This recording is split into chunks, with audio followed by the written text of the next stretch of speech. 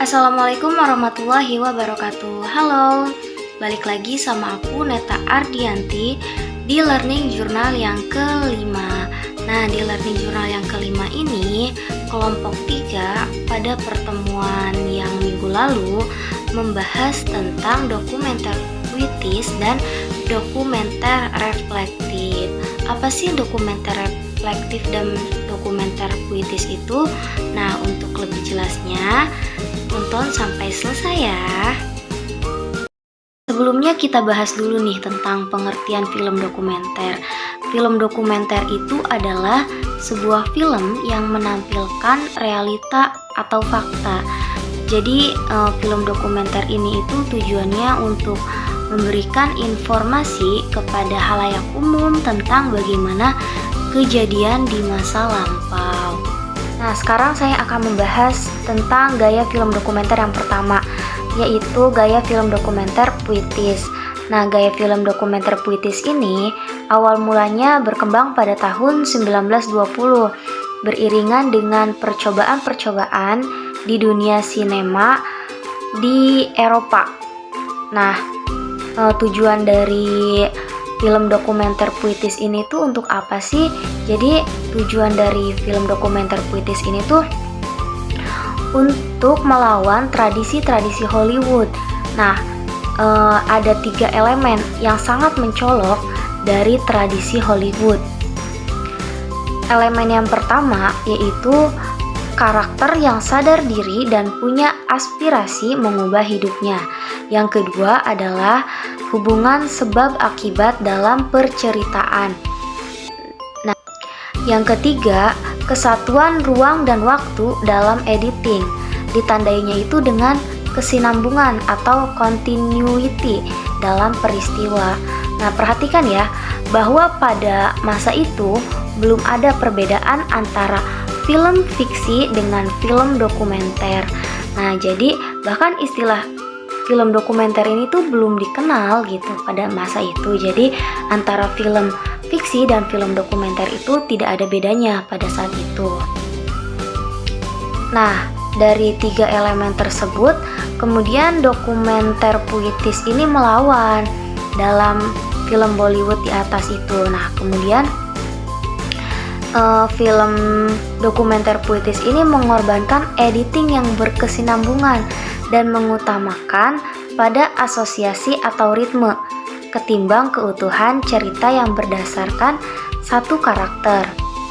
Nah, kemudian subjeknya pun seringkali bukan 1 atau 2 orang atau satu kelompok kecil, tetapi kumpulan orang tanpa identitas. Nah, kemudian jenis film dokumenter ini itu sangat berbeda dengan jenis film dokumenter yang lainnya karena cara penyampaiannya itu dari argumen atau sudut pandangnya itu berbeda. Dia itu memainkan tentang suasana, mood, dan ritme editing yang lebih berperan gitu. Yang lebih berperannya itu tentang ritme, tentang musik gitu, teks. Jadi antara gambar dengan suara itu sangat berhubungan. Nichols pun berpendapat bahwa poin menarik dalam film dokumenter itu adalah poetik atau puitis. Yang ini adalah penekanan kualitas nada atau ritme penyampaian pesannya secara deskriptif. Contoh dari film dokumenter puitis ini yaitu film garapan Joris Ivens yang berjudul Regent pada tahun 1929. Nah, film ini itu menitik beratkan pada kesan puitis dari turunnya butiran air hujan di kota Amsterdam. Nah, kesan ini itu dimunculkan dari ritme, asosiasi, dan hal-hal implits lainnya ketimbang lewat cerita dan dialog yang eksplitis gitu. Yang eksplitis atau jelas.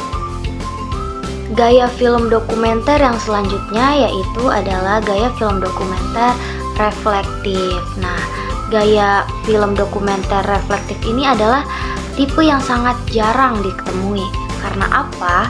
Karena yang menjadi fokus utama adalah penuturan proses pembuatan syuting film ketimbang penampilan keberadaan subjek atau karakter dalam film itu sendiri. Nah, kemudian menurut Nichols, jenis film dokumenter ini memiliki poin menarik pada penekanannya untuk memperhatikan asumsi pembuat film yang ingin disampaikan. Nah, kemudian tujuan dari film dokumenter ini yaitu untuk meningkatkan kesadaran penonton tentang realitas yang dipresentasikan pada film tersebut. Kemudian Jung juga menyatakan bahwa salah satu pengarang Jerman, Birch, berpendapat bahwa penonton harus tetap sadar bahwa faktanya adalah mereka menonton sebuah alur cerita yang telah dirancang. Pelopor dari film dokumenter reflektif ini yaitu Zygmunt Vertov. Nah, dari filmnya yaitu Man with the Movie Camera, itu pada tahun 1928. Pada film ini, Vertov itu merefleksikan dua prinsip. Yang pertama itu mengenai apa itu film kebenaran dan di mana sebuah adegan harus sesuai apa adanya. Nah, kemudian dia juga menekankan bahwa kamera sebagai mata film merekam berita. Tiap adegan yang disusun kembali berdasarkan pecahan shoot yang dibuat. Terus kemudian gaya refleksinya pun jauh lebih interaktif karena fokus utamanya itu adalah menuturkan proses pembuatan syuting film ketimbang menampilkan keberadaan subjek dari film tersebut. Nah, jadi itu adalah tentang gaya film dokumenter puitis dan film dokumenter reflektif. Sekian video dari saya, sampai jumpa di video selanjutnya. Wassalamualaikum warahmatullahi wabarakatuh.